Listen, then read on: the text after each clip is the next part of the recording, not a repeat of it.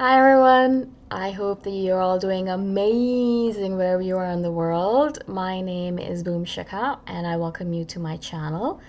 As always, I'm so grateful that you're listening, subscribing, and commenting. I really appreciate the support. And if you're interested in supporting me further, you can do that by going to my Patreon or Ko-fi link. They're in the description below.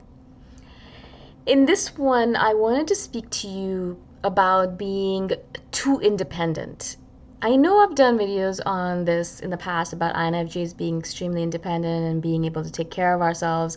In fact, I think I've said this many times that perhaps it's important for us to learn to rely on other people and to ask for help. I've done many videos on this, not only because I need to learn the lesson myself, which I really do, but because I think we all need to learn that lesson that independence sometimes, definitely it's a good thing for sure. I'm not saying become completely codependent on someone and completely rely on everyone else for everything.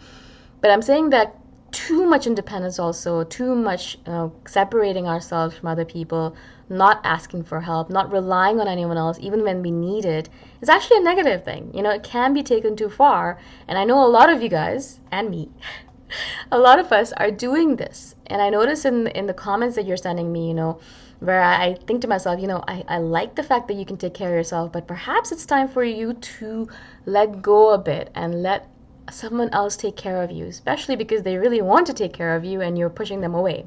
Now, I'm not saying that I don't do that. I absolutely do that. And so, again, I'm saying it to myself first.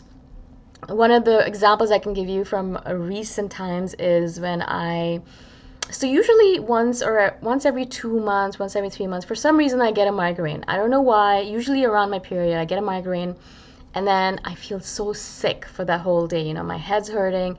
I feel pukey. If I eat anything, I'll puke it up, and I just can't handle it. I just don't know what to do. All I can do is hide in my room, close all the curtains, under the covers, no sensory stimulation, no visual stimulation, just sitting there and just being by myself. And that literally, like, it takes me a few hours and then I'm back to normal.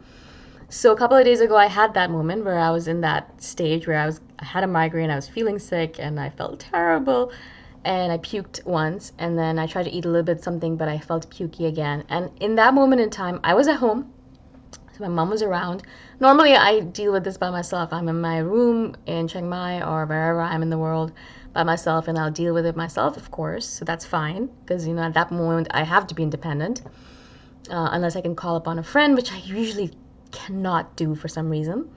But here, I have my family around. I have my mother around, and I'm sure I know she would be more than happy to take care of me because that's what she likes. She's a mother, and she wants to do that.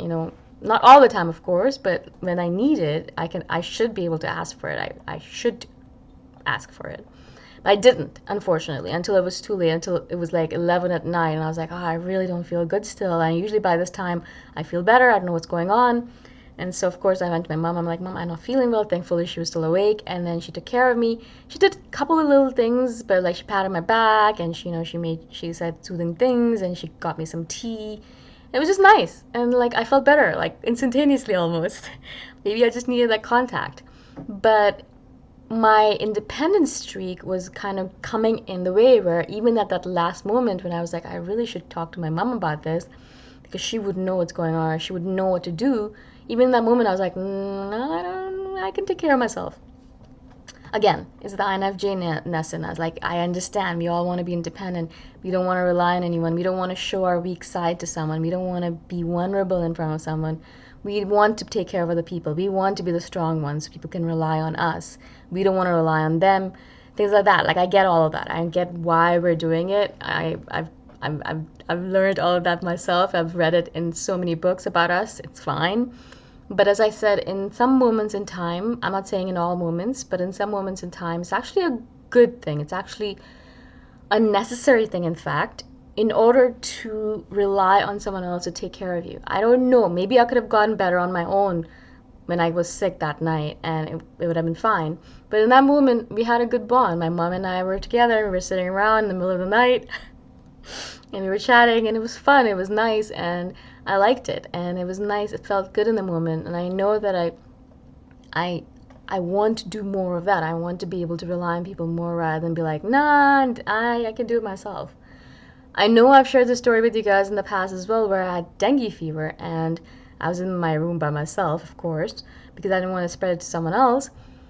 Although I don't think you can transmit it from human to human. Anyways, yeah, I don't think you can, so I don't think that's something that was feasible. But I was in my room by myself, and I'm thinking to myself, I should really call someone. In case something happens to me, I should really call someone, let them know that I'm sick, so they know that they can come to me and take care of me, or like do something about it in case I collapse and no, there's no one around me, right? But I didn't. I didn't until the last moment where I did literally collapse. I hit my head on the bathroom floor, and I was like, all right, I need to call a friend now, right? So we do this as INFJs. We kind of push it and push it and push it until the very last moment where we're like, all right, cool. I don't think I could do it without someone else's help. I think I need someone, otherwise I'm going to burn out, or I'm going to exhaust myself, or I'm going to kill myself, or I'm going to die from something, or I'm going to get so sick that I can't take care of myself, whatever it might be. We kind of push ourselves till that last moment, push, push, push, push, push. And we go to that last moment, and then we're like, all right, fine, I guess I'm going to call someone. Why do we have to do that? Why do we have to go to that last freaking moment before we actually do something to fix the situation? Why can't we just relax and let it happen as it happens? But also, why can't we just do it when we are first in need of it? Or maybe not first in need of it, but when things are getting dire and you're like, I should really call someone. At that moment in time, usually what our first thought is like, no, it's fine, I can take care of myself. Or no, yeah, I don't, no, it's not that bad. It's okay, I'm all right. This has happened before, I can take care of myself. Whatever it might be, whatever platitudes we give ourselves.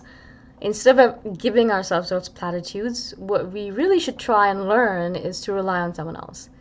And I'm saying this from a perspective of a person who's terrible at this. So I'm not saying that I'm good at it, and I'm really not saying that I'm like I can preach to you guys. But I really think for me and for you that it's a good idea for us to start thinking about it in a more ritualistic fast fashion. So whenever it does happen, instead of our first instinct being I'm independent, I can take care of myself, I think our first instinct, or second instinct at least, should be all right, I am independent, yes, I am strong, yes, but I don't need to force it in the situation. It's time for me to rely on someone else. I need to call someone. Let's do it. Let's call someone, right? Not necessarily saying that you call that person and be like, all right, take care of me, I'm not going to do anything. Just let them know that you're going through something, and maybe just that conversation will help you feel better, or maybe just the fact that you relied on someone else will strengthen your relationship with that person and make them trust you more, which is always a good thing as well, because we're always isolated as INFJs as well. And you guys are always complaining to me, how do I deepen my relationships? How do I deepen my friendships? Show your vulnerability first. You can't just expect someone else to show their vulnerability to you all the time. You have to take that first step towards them. And so that's something that we have a really hard time with.